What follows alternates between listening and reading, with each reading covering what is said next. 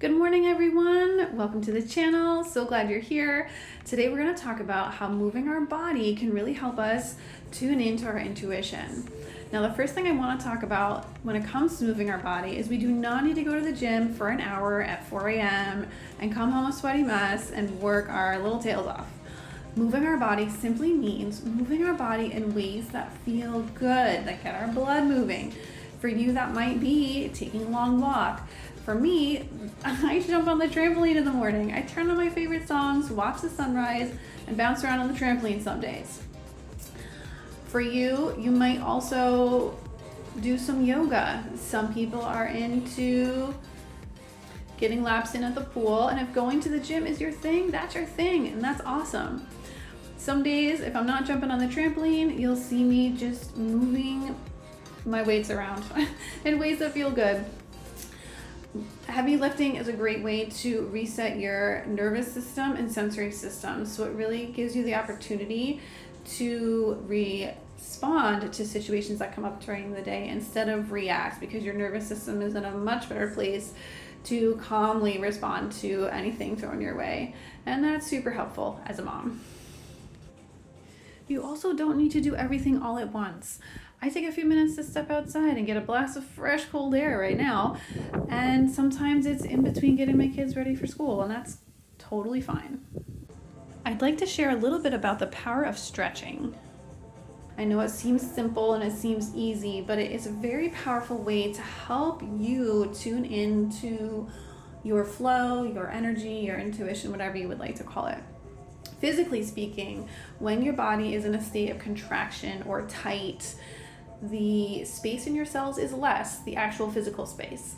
And when you're in a state of contraction, you cannot be in a state of expansion. It's much harder to tune into your guides and your higher self and your higher consciousness. So simply stretching physically gives the space in your body for that energy to flow through you, for that higher vibrational frequency to be achieved. There are 3 places where a lot of tension can be held and a lot of old pent-up emotion can be held. And you saw first that I stretched out my shoulders. When I'm stretching out my shoulders, when I lay there a little extra, I will wait for that whole body release. I noticed that pattern when I started stretching out my shoulders. At some point when I'm laying there, my whole body relaxes and I just go, oh, and it just feels so good. Next up are my wrists and my hips. And those are other places where a lot of tension can be held without even thinking about it. As you can see here, the bottoms of my feet feel really good to stretch out, my toes and my calves for sure. But again, this is gonna look different for everybody. Once you begin stretching and you start to really tune in and feel where it feels good, your body will show you and tell you where you need to stretch to help get that good energy flowing through your body and just feeling your best. I invite you to leave in the comments below what stretches help your body feel good. In doing so, you're taking a moment to kind of tune in and see what works best for you.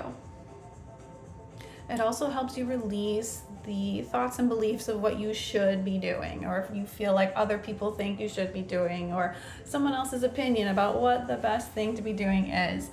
I really invite you to find what feels good for you.